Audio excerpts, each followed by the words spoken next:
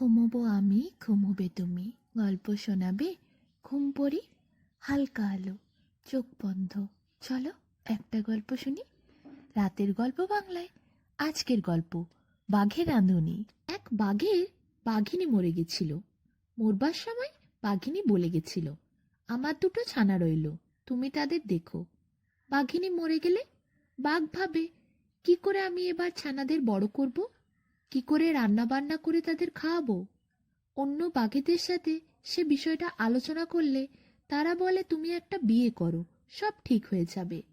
বাঘও ভাবল, একটা বিয়ে করতেই হবে, না হলে আমার ছানাদের যত্ন নেবে কে, তাদের খাওয়াবে কে। আমি তো কিছুই ঘরের কাজ করতে পারি না, না রান্না বান্না করতে পারি। বাঘ মনে মনে ঠিক করলো, এবারে সে বিয়ে করলে আর বাঘিনীকে বিয়ে করবে না, তারা ঠিক রাঁধতে রাঁধতে জানে না। এবার বিয়ে করলে মানুষের মেয়েকে বিয়ে করবে। সে শুনেছে মানুষরা খুব ভালো রান্না করতে পারে। বাঘ ঠিক করলো, সে গ্রামে গ্রামে খুঁজবে একটি সুন্দর মেয়ে, যাকে বিয়ে করে সে ঘরে আনবে। তার সন্তানদের সে যত্ন নেবে আর প্রতিদিন ভালো ভালো রান্না করে খাবে। এমন মেয়ে খুঁজতে গ্রামে গ্রামে ঘুরল বাঘ, কিন্তু তার সেরকম একটা মেয়ে পছন্দ হলো না। একটি নতুন গ্রামে বাঘ গিয়ে পৌঁছালো। সেখানে জঙ্গলের ধারেই ছিল এক গৃহস্থ বাড়ি। গৃহস্থ বাড়িতে একটি ছোট্ট ছেলে আর একটি মেয়ে বসে খেলা করছিল। বাঘ দেখে মেয়েটি একটু বড় আর ছেলেটি খুবই ছোট। মেয়েটি তার ভাইকে সযত্নে খাইয়ে দিচ্ছে। তাদের বাবা মা দূরে খেতে কাজ করছে। মেয়েটির ভাইয়ের প্রতি এত যত্ন দেখে বাঘ ভাবে, এই মেয়েই পারবে আমার সন্তানদের যত্ন নিতে। একেই আমি বিয়ে করব, আমার বাড়ি নিয়ে যাব, রান্না করাবো একে দিয়ে, আর আমার সন্তানরা এর কাছে যত্নে থাকবে। বাঘ যেটা ভাবলো সেটা তার ছানাদেরকে গিয়ে বলল, তোদের জন্য একটা মা দেখে এসেছি, কালকে তোদের নিয়ে যাব, দেখবি কেমন লাগে। কথা মতো কাজ। বাঘ পরের দিন দুই ছানাকে নিয়ে উপস্থিত হলো গৃহস্থ বাড়ির সামনে। ছানাদেরকে দেখিয়ে বলল, ওই যে মেয়েটাকে দেখছিস, ওই তোদের মা, ওকেই তো আমি বিয়ে করে নিয়ে আসবো, তোদের ভালো লেগেছে? ছানা দুটো বাঘকে বলল, এ মা, এ আবার কিরকম মা? লেজ নেই, দাঁত নেই, রোয়া নেই, ডোরা নেই, ও আমাদের মা হতে যাবে কেন? আর ওকে আমরা মা বলবো না, ওটাকে মেরে খাই, চলো বাবা। বাঘের ছানাদের মুখে এই কথা শুনে বাঘ বলে, খবরদার, অমন কথা বলবি না। ও তোদের মা হবে, তোদেরকে ভালো ভালো রান্না করে খাওয়াবে আর তোদের যত্ন নেবে। বাঘের ছানা দুটো চুপ করে যায়, কিন্তু তাদের মনে মনে ভীষণ রাগ হয়। কিছুতেই সেই মেয়েটিকে তারা মা বলতে রাজি নয়, কারণ তাদের মতো দেখতেও তো নয়।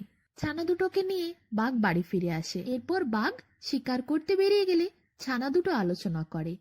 তাদের কারোরই পছন্দ হয়নি ওই নতুন মাকে। মনে হচ্ছিল তাদের ঘাড় মোটকে খেয়ে ফেলি। দুটো ছানা দুজনেই কথা বলে আলোচনা করে নেয়, যেই বাবা বিয়ে করে নিয়ে আসবে, তারপর বাইরে যাবে, তখনই ওই মেয়েটাকে মেরে তারা চিবিয়ে খাবে, ঘাড় মোটকে একদম টুকরো টুকরো করে ছিঁড়ে খেয়ে নেবে। তারা নিজেদের মধ্যে আলোচনাটা সেরে নেয়, কিন্তু তারা ঠিক করে বাবাকে এখন কিছু বলবে না, কারণ তাদের বাবা তাদের ওপরেই রাগ করবে। তাই তারা বাঘকে আর কোনো কথা জানায় না। পরের দিন বাঘ আবার গৃহস্থ বাড়ির সামনে যেয়ে উপস্থিত হয়। গৃহস্থ বাড়ির সামনে বাঘ গিয়ে দেখে মেয়েটির বাবা মা খেতে চলে গেছে কৃষিকাজ করতে।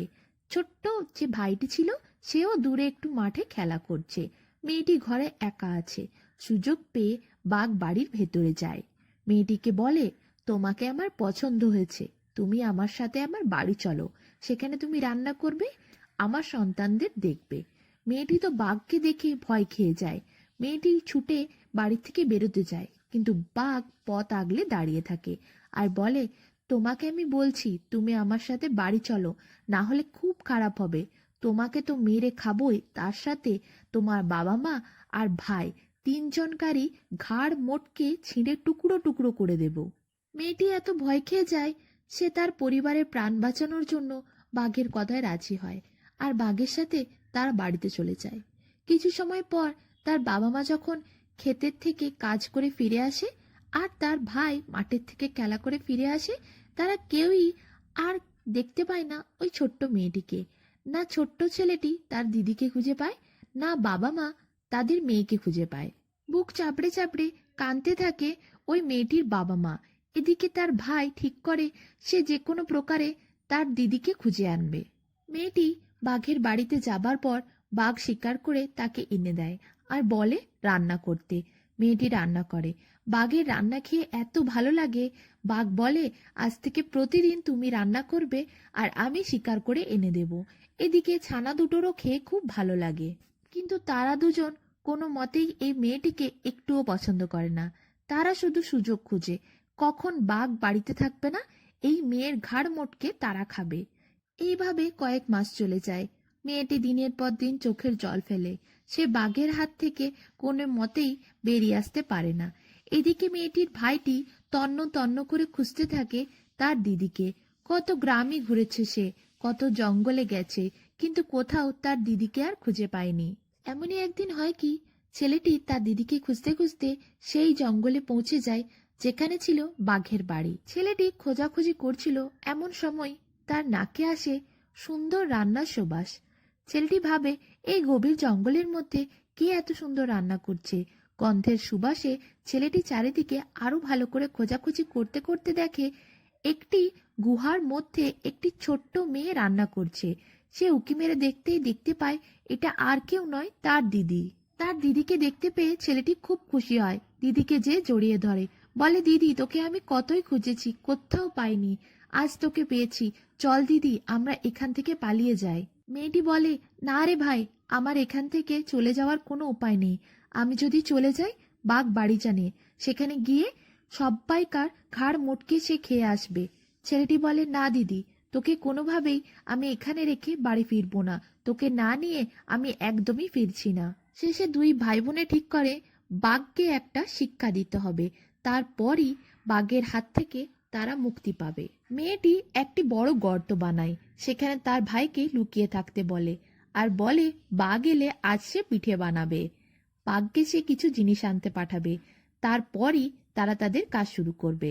ভাই বোন দুজন মিলে পুরো বিষয়টা আলোচনা করে নেয়। গর্তের মধ্যে ভাই ঢুকে যায় আর মেয়েটি রান্না বান্না সেরে বাঘের জন্য অপেক্ষা করে। কিছু সময়ের মধ্যে বাঘ তার ছানাদেরকে নিয়ে ফিরে আসে বাড়িতে দুপুরের খাবার খাওয়ার জন্য। মেয়েটি খাবার পরিবেশন করে, বাঘ খেয়ে খুব খুশি হয়। এরপর বাঘকে মেয়েটি বলে আমি তো তোমায় প্রতিদিনই ভালো ভালো রান্না করে খাওয়াই, কিন্তু তুমি কি কখনো পিঠে খেয়েছো? মানুষরা খুব ভালো পিঠে বানাতে জানে, তুমি যদি চাও আমি তোমায় পিঠে বানিয়ে খাওয়াতে পারি। বাঘের পিঠের কথা শুনে খুব লোভ লাগে, সেও শুনেছে পিঠে নাকি খুব সুন্দর খেতে আর মানুষরাই পারে এই পিঠে বানাতে। বাঘ বলে হ্যাঁ সে পিঠে খাবে, পিঠে বানাতে, কিন্তু মেয়েটি বলে পিঠে বানাবে কি করে? পিঠের জন্য যা যা জিনিস লাগবে তা তো নেই বাড়িতে, সবই কিনে আনতে হবে। বাঘ বলে সে এক্ষুনি বাজার যাচ্ছে, বাজারে গিয়ে দাঁড়ালেই সব লোকেরা ভয়ে ছুটে চলে যাবে, তারপর সে সবকিছু নিয়ে বাড়ি ফিরবে। বাঘ এরপর তার ছানাদেরকে নিয়ে বাজারে যায় পিঠের জিনিস আনতে। বাঘ যে বাজারে গিয়ে একবার গর্জন করে, সেই সমস্ত দোকানদার দোকানপাট ছেড়ে ছুটতে পালিয়ে যায়। বাঘ পিঠের জন্য যা যা লাগবে চাল, দুধ, চিনি, নারকোল সব নিয়ে নেয়।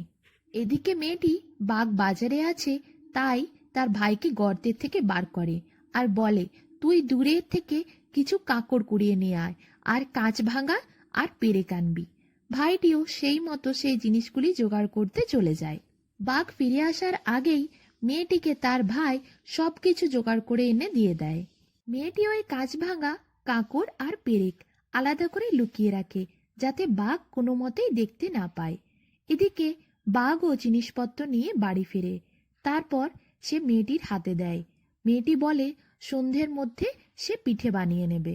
বাঘ তার ছানাদেরকে নিয়ে আবার জঙ্গলে ঘোরাঘুরি করতে চলে যায়। বাঘ যেই চলে যায় মেয়েটি তার ভাইকে গর্তের থেকে বার করে, তারপর ভালো করে পিঠেগুলো বানিয়ে নেয়। পিঠে বানানোর সময় পুর না দিয়ে মেয়েটি কাঁকড়, কাঁচ ভাঙা আর পেরেক পিঠের মধ্যে ভালো করে ঢুকিয়ে বন্ধ করে পিঠেগুলো ভালো করে বানিয়ে নেয়। এরপর সন্ধে হলে যেই বাঘ ফিরে আসে সেই বাঘ বলে দাও এবার পিঠে খাবো। মেয়েটি বাঘকে পিঠে পরিবেশন করে। বাঘের পিঠে দেখে এত ভালো লাগে, এক থাবা ভর্তি পিঠে নিয়ে বাঘ মুখে দেয়। আর যেই বাঘ এক কামড় দেয় পিঠেতে, সেই কাঁকড়ে বাঘের সব দাঁত খুলে ভেঙে পড়ে যায়। দাঁত ভেঙে যাওয়ার পর গেলুম গেলুম বলে ভয়ে চিৎকার করতে করতে বাঘ সেইখান থেকে ছুট্টে পালিয়ে যায়। বাঘের এই অবস্থা দেখে বাঘের দুই ছানা তারাও বাঘের পিছন পিছন দৌড়াতে শুরু করে। এরপর বাঘ আর ছানারা পালিয়ে গেছে দেখে মেয়েটি তার ভাইকে নিয়ে তাড়াতাড়ি গ্রামে ফিরে আসে। মেয়েটির বাবা মা আর গ্রামবাসীরা সকলে ভাই বোনকে দেখে খুব খুশি হয়। তারা আনন্দিত হয়ে বলে, এমন শিক্ষা দিয়েছে ওই দুষ্টু বাঘকে এই ভাই বোন আর কোনোদিন বাঘ মানুষের রান্না খেতে চাইবে না। তারপরে আর কোনোদিন ওই গ্রামে কোনো বাঘকে আসতে দেখতে পাওয়া যায়নি। এইভাবে বাঘকে উচিত শিক্ষা দিয়ে দুই ভাই বোন তাদের বাবা মাকে নিয়ে সুখে শান্তিতে এরপর দিন কাটাতে থাকে।